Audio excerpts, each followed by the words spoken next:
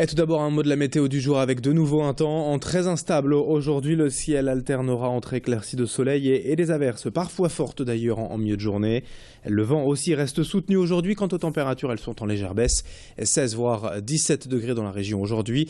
La météo, on en reparle bien sûr après le flash.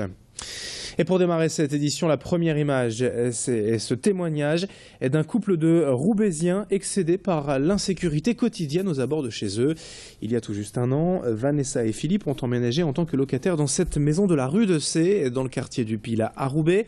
Et très vite, selon eux, ils ont eu à subir les menaces et pressions de quelques groupes de jeunes occupant les alentours et organisant des trafics de drogue et même parfois de prostitution. Des pneus crevés, des cambriolages à répétition et surtout des insultes et la peur devenue leur quotidien. Face à cet enfer, la police leur a conseillé de déménager, impuissante face à cette violence récurrente. Mais Philippe et Vanessa ne comptent pas se laisser faire et font aujourd'hui pression auprès de la mairie. Hier, ils ont enfin pu rencontrer un adjoint qui leur a promis de s'occuper de la situation. Mais si dans une semaine, rien n'a été fait, ils comptent tout simplement s'installer et camper devant la mairie de Roubaix. Pauline Lermite les a rencontrés. Écoutez leur témoignage. On est des pauvres gens. Moi, je suis en arrêt maladie, je suis super malade.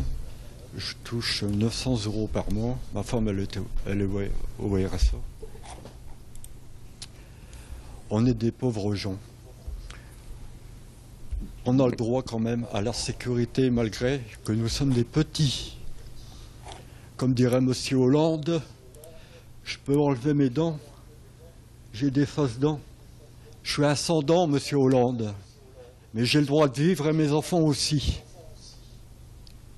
Je demande à toute personne de bonne volonté qui ait un peu d'humanité de nous aider à sortir de ce cauchemar.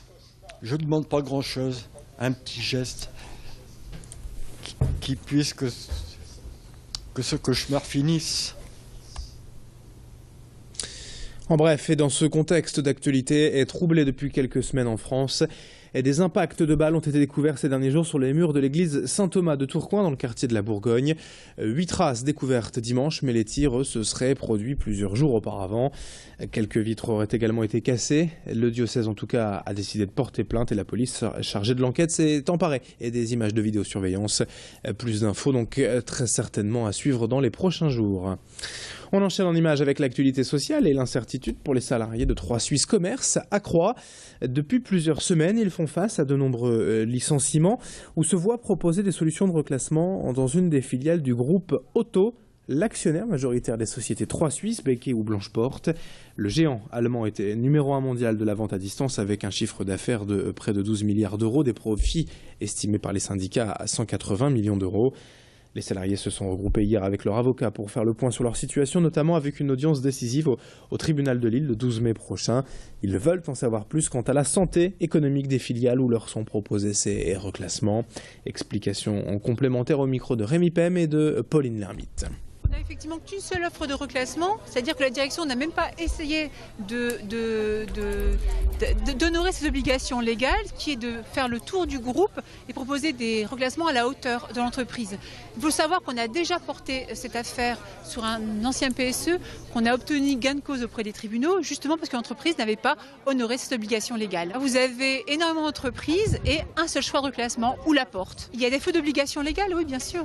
Oui. Et il n'y a pas du tout de recherche de reclassement réelle et sérieuse. On va faire tout pour obtenir ce que l'on souhaite. Voilà. Dans l'actualité politique et également, la candidature de Marine Le Pen pour la grande région Nord-Pas-de-Calais-Picardie est toujours aussi incertaine. La présidente du Front National a rappelé dimanche dans les médias qu'elle n'avait pas encore fait son choix à propos de son ambition de conduire une liste régionale d'extrême droite. Marine Le Pen qui a également précisé ne pas s'être fixé de calendrier à ce sujet, se laissant ainsi le temps de la réflexion. Mais en y regardant de plus près au vu de l'échéance présidentielle de 2017, la présidente du FN pourrait se retrouver en fait prise entre deux feux quelques mois à peine après l'élection régionale, si elle veut bien sûr faire campagne pour l'Elysée.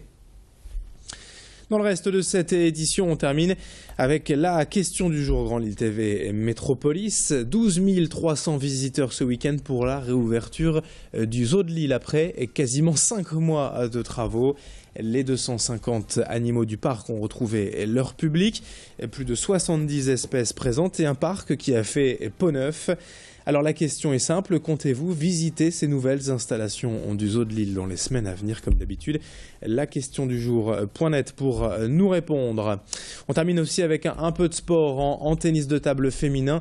C'était l'avant en dernière journée du championnat de France de Pro à dames hier. Très belle victoire du CP Lille Métropole, 4-0. Mais ce ne sera pas suffisant pour devenir champion de France. Le leader Metz est à 5 points devant, désormais inaccessible à une journée de la fin. Et puis en basket également, notez la victoire dans une sorte de derby hier soir en Pro B pour le LMB à Saint-Quentin, victoire 90-84. Là pour la 31e journée de Pro B, 7h36 en direct. Dans un instant la météo et l'infotrafic sur Grand Lille TV.